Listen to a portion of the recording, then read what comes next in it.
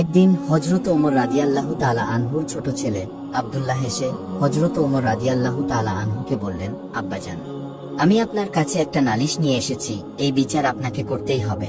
বাবা গো, আমি শুনেছি আপনার ভয়ে নাকি শয়তান পর্যন্ত রাস্তা ছেড়ে দিত। আমি এটাও শুনেছি যে আপনি নাকি বাঘের গালে থাপ্পড় মারতেন, কিন্তু আপনার ছেলেকে কেউ অপমান করবে, এটা আপনি কখনো বরদাস্ত করবেন কি? হযরত ওমর তখন বললেন, আব্দুল্লাহ, কি হয়েছে তোমার? আমার কাছে সবকিছু খুলে বলো।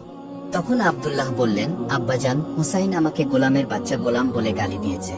এই কথা শুনে হযরত ওমর রাদিয়াল্লাহু তাআলা আনহু অবাক হয়ে তার ছোট ছেলে আব্দুল্লাহকে জিজ্ঞেস করলেন, তুমি কি ঠিক শুনেছ যে তোমাকে হুসাইন গোলামের বাচ্চা গোলাম বলেছে? জবাবে আব্দুল্লাহ বললেন, হ্যাঁ, আমি ঠিকই শুনেছি, হুসাইন আমাকে গোলামের বাচ্চা গোলাম বলে গালি দিয়েছে।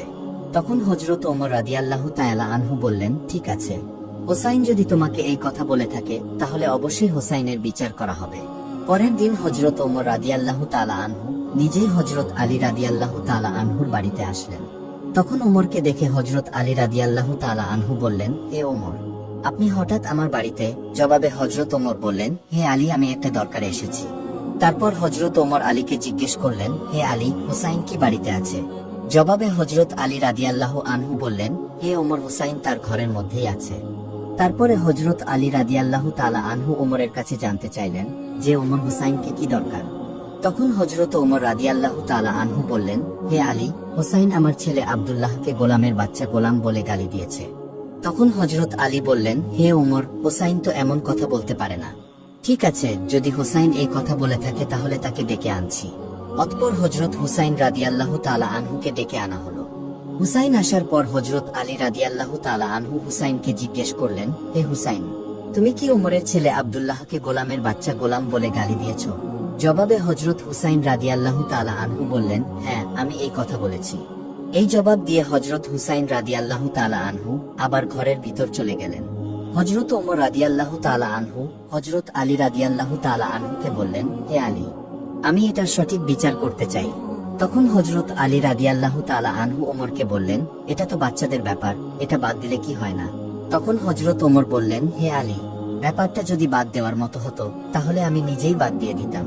হে আলী, আগামী শুক্রবার নামাজের পর মসজিদে নববীতে এই বিচার হবে। আপনি হুসাইনকে নিয়ে আসবেন। এই কথা বলে হযরত ওমর রাদিয়াল্লাহু তাআলা আনহু চলে গেলেন।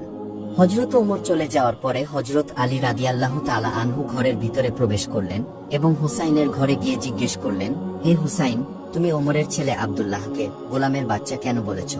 জবাবে হুসাইন রাদিয়াল্লাহু তাআলা আনহু বললেন, আমি যা সত্য তাই বলেছি। তারপরে শুক্রবার দিন মসজিদে নববীর মধ্যে সমস্ত সাহাবীরা এবং মুসল্লিরা জমায়েত হল।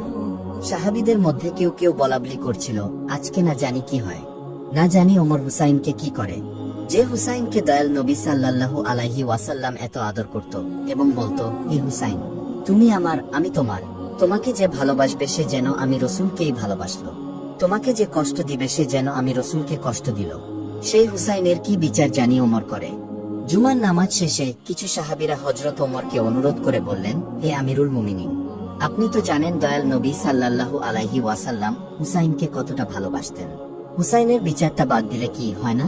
তখন ওমর রাদিয়াল্লাহু আনহু সাহাবীদেরকে বললেন, হে সাহাবীরা, তোমরা যা জানো আমিও তা জানি, কিন্তু কাল হাসরের ময়দানে আল্লাহ পাক রাব্বুল আলামিন যদি আমাকে এই বিচারের জন্য তার কাঠগড়ায় দাঁড় করায়, তখন যদি আমি অপরাধী হয়ে যাই, তাহলে সেদিন তোমরা পারবে কি আমাকে রক্ষা করতে? হযরত ওমরের মুখে এমন কথা শুনে সমস্ত সাহাবীরা নিশ্চুপ হয়ে যায়।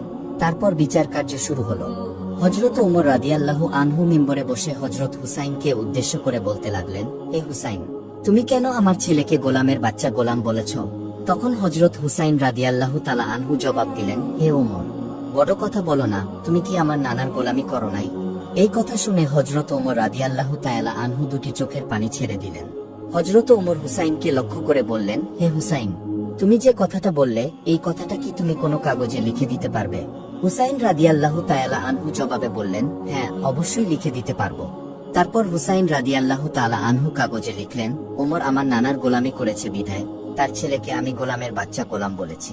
হযরত ওমর রাদিয়াল্লাহু তাআলা আনহু কাগজের টুকরাটি হাতে নিয়ে একটা চিৎকার দিয়ে বললেন, হে মসজিদে নববীর মুসল্লিরা ও আমার নবীর আদরের সাহাবীরা, আজ থেকে আমি ওমরের আর কোনো ভয় নেই।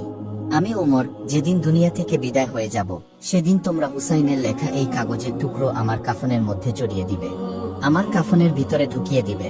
কাল হাসরের ময়দানে যখন বিচার কার্য শুরু হবে, তখন আমি ওমরের কোনো ইবাদত বন্দেগী যদি আল্লাহর দরবারে কবুল না হয়, আর সেদিন যদি আমি বিপদে পড়ে যাই, তাহলে আমি আল্লাহ পাক রাব্বুল আলামিনের দরবারে হুসাইনের লেখা এই কাগজটুকু তুলে ধরে বলবো, হে আল্লাহ, হুসাইন বলেছে আমি তোমার বন্ধুর গোলামি করেছি, এই জন্য হলেও আজকে তুমি আমাকে ক্ষমা করো।